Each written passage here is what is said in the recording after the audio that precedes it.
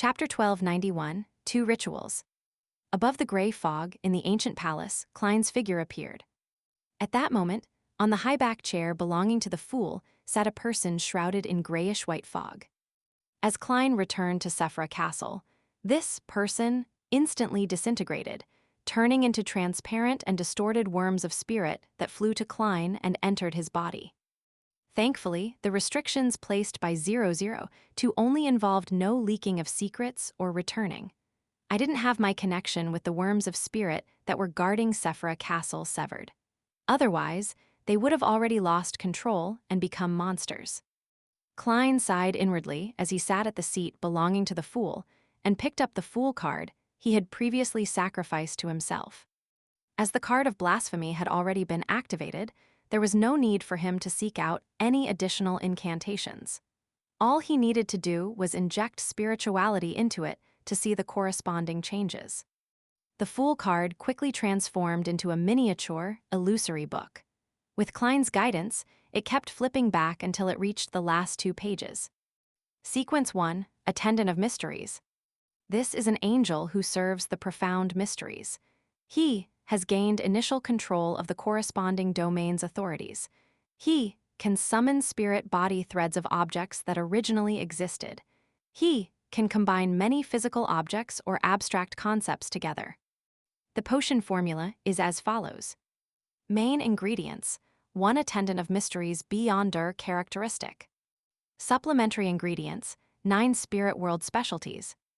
Advancement ritual: build a town consisting only of marionettes and design a trajectory of fate for every marionette. By letting them interact with each other, they would act as a sufficiently real-life painting and create a corresponding area in the spirit world. The larger the town, the more the marionettes involved, the more detailed the daily lives are, and the more realistic and extensiveness the different fates are, the better the ritual's effects would be. Sequence 0, the Fool. This is a true deity. In a sense, he is an embodiment of the corresponding authorities. He is adept at using all kinds of methods to fool all things, showcasing all kinds of fascinating miracles. The potion formula is as follows. Main ingredients: the uniqueness of the Fool. 2 Attendant of Mysteries Beyonder characteristics apart from one's characteristic. Supplementary ingredients: control at least a quarter of the fog of history. Advancement ritual: Fool time, history, or fate once. As he read, Klein slowly frowned and silently muttered to himself. Compared to the advancement ritual of Attendant of Mysteries, the Fool's ritual is just too abstract. What does it mean to fool time, history, or fate? How does one decide if it's successful? Controlling at least a quarter of the fog of history is relatively simple for me. On the one hand, I know a lot of ancient secrets and have lit up many historical fragments. On the other hand, I can directly influence the fog of history through Sephra Castle. I'll put the Fool's matter aside for now. Currently, my focus is on Attendant of Mysteries. You have to walk one step at a time before running is possible. Of course, some lucky ones can fly directly. It's very easy to find the 9 specialties in the spirit world. Be it to get Miss Messenger to help or to seek the 7 Lights' advice, this isn't a problem. The advancement ritual is very close to the environment around Zeratul and the Antigonus family's ancestor. Furthermore, it matches what the 7 Lights said about having a close connection with the spirit world. I can determine it to be true for now. With this in mind, Klein took off the topaz pendant wrapped around his left wrist and used divination to confirm the authenticity of the Attendant of Mysteries potion formula. It wasn't that he didn't believe in Emperor Roselle, but his fellow countrymen had likely been influenced by Mr. Dorr before he created the cards of blasphemy.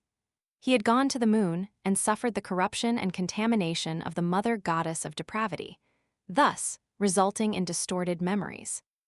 It was precisely because of this that it was highly possible that Roselle had buried some traps in the key areas of the cards of blasphemy in his final days.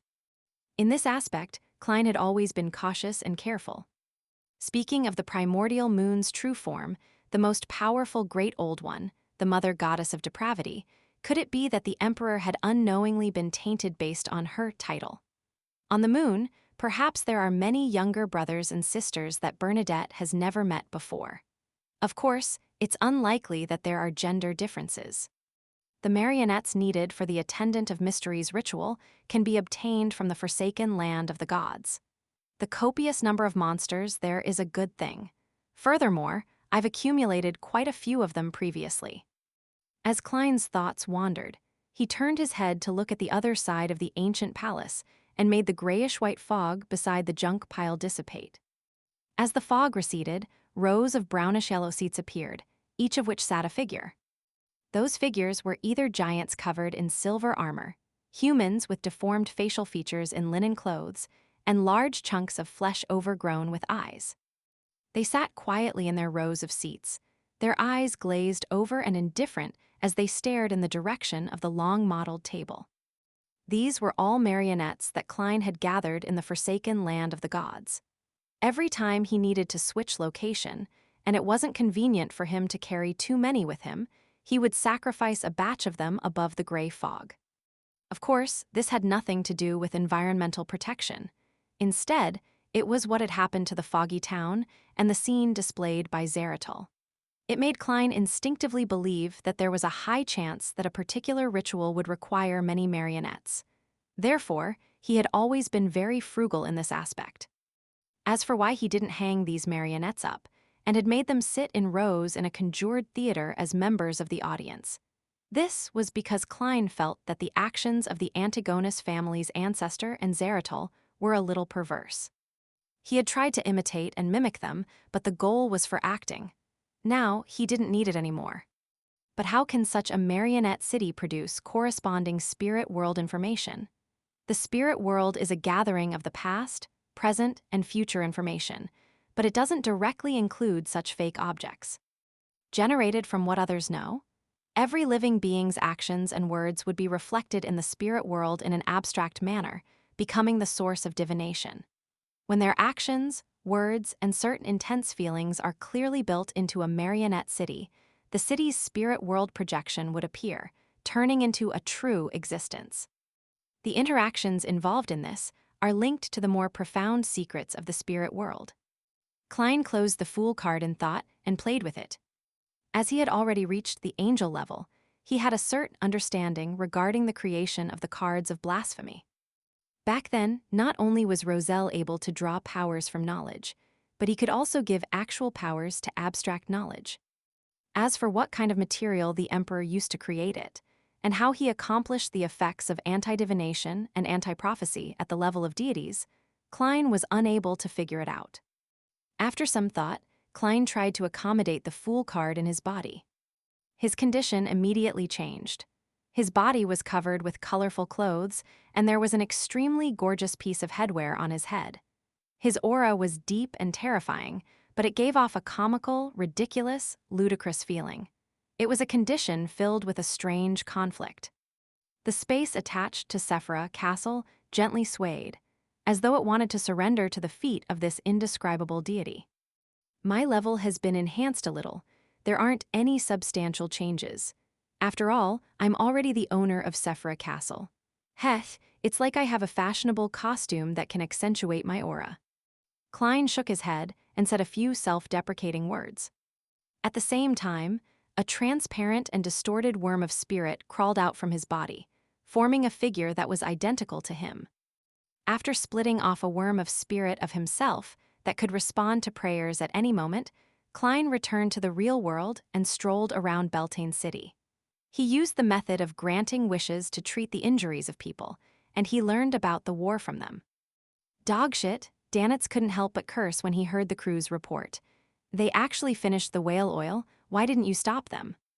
As they passed by the Gargas archipelago, Danitz and his crew bought a batch of whale oil that hadn't been refined.